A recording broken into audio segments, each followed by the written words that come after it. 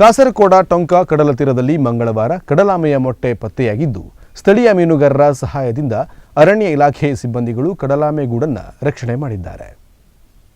ಕಾಸರಗೋಡು ಟೊಂಕ ಕಡಲ ತೀರದಲ್ಲಿ ಮಂಗಳವಾರ ಬೆಳಗ್ಗೆ 5 ಗಂಟೆಗೆ ಕಡಲಾಮೆ ಮೊಟ್ಟೆ ಪತ್ತೆಯಾಗಿದೆ.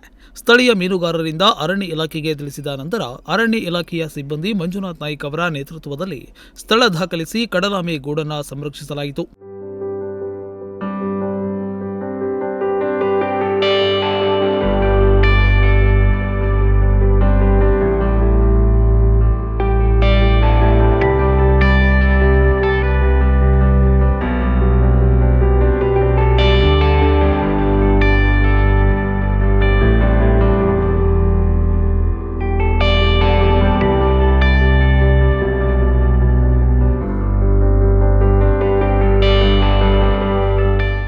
ಕಡಲಾಮೆಗಳು ಈ ಸಲದ ಅಕಾಲಿಕ ಮಳೆಯಿಂದ ಮೊಟ್ಟೆಯಿಡಲು 1 ತಿಂಗಳು ಮುಂದೂಡಿ ತೊಂದರೆಗೆ ಒಳಗಾಗಿತ್ತು.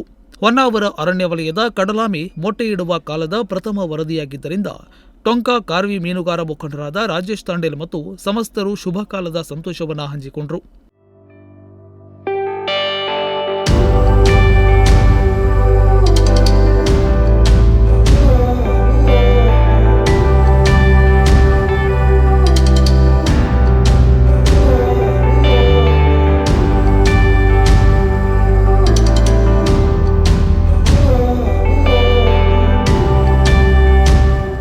ಅರಣ್ಯ ಅಧಿಕಾರಿಗಳ ತಂಡ ಸ್ಥಳಕ್ಕೆ ಧಾವಿಸಿ ಕಡಲಾಮೆಯ ಹೆಜ್ಜೆ ಗುರುತು ಹಾಗೂ ಮೊಟ್ಟೆಗಳನ್ನು ಪರಿಶೀಲಿಸಿದರು.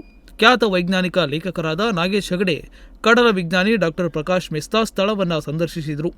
ಹೊನ್ನಾವರ ಫೌಂಡೇಶನ್ನ ಕಾರ್ಯಕರ್ತರು ಹಾಗೂ ಶ್ರೀ ಜೈನ ಜಟಕೇಶ್ವರ ಯುವಕ ಸಮಿತಿ ಟೊಂಕ ಸಂರಕ್ಷಣಾ ಕಾರ್ಯದ ಸದಸ್ಯರು ಸಹಕಾರವನ್ನು ನೀಡಿದರು. ನಾಗರಾಜ್ ನಾಯ್ಕ್, ನುಡಿಸಿರಿ ನ್ಯೂಸ್, ಹೊನ್ನಾವರ.